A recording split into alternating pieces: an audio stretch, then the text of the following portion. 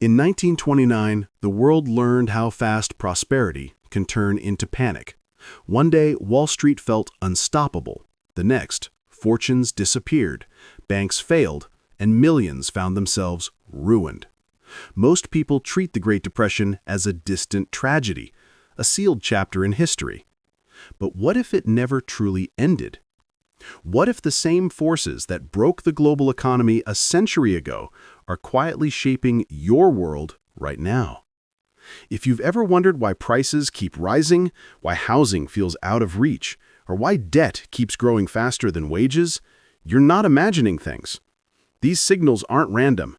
They're echoes of a system built on risk, leverage, and fragile confidence. We rewind to 1929 not to revisit the past, but to understand our present.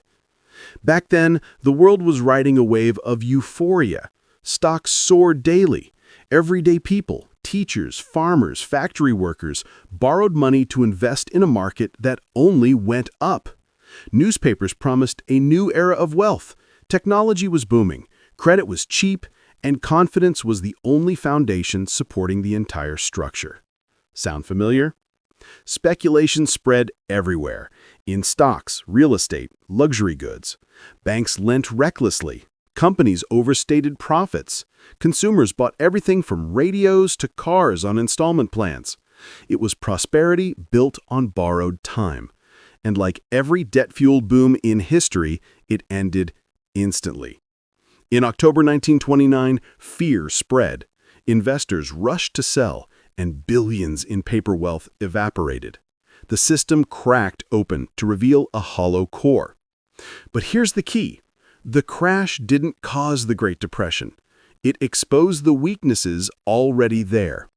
Too much debt, too little real income, too much belief in rising markets.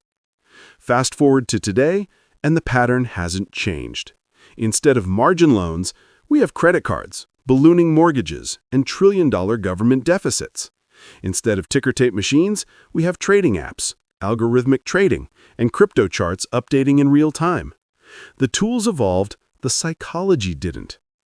Like the 1920s, inequality is extreme. The top 1% owns more wealth than the bottom 90% combined. The middle class is squeezed, turning to credit to maintain a basic standard of living.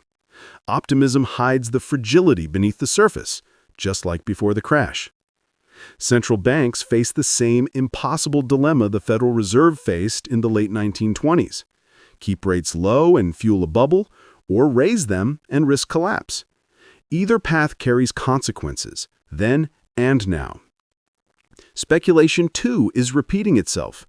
In 1929, people threw savings into stocks they didn't understand because everyone else was getting rich. Today, it's meme stocks, NFTs, cryptomanias, and FOMO-driven trading frenzies.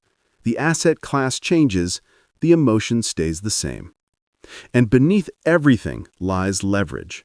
In 1929, investors borrowed 90% of the value of their stocks. Today, leverage hides inside hedge funds, shadow banking, derivatives, and global debt markets far larger and more fragile than anything a century ago. Small shocks can now trigger global waves.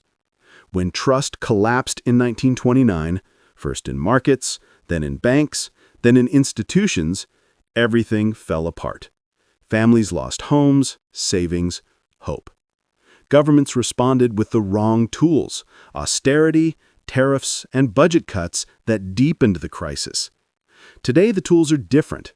Money printing, zero interest rates, trillion-dollar bailouts.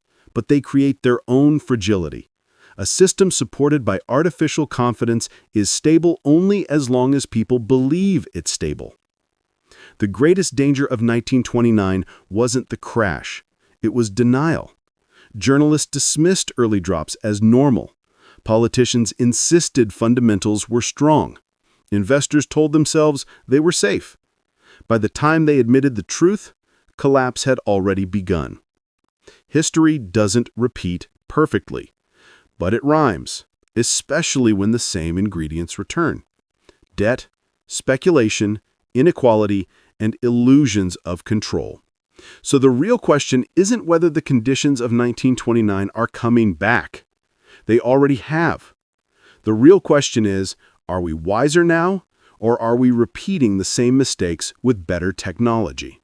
If this made you think differently about today's economy, share your thoughts below. Are we wiser now or walking the same path in better suits? Your perspective matters, because history isn't over. It's repeating in slow motion.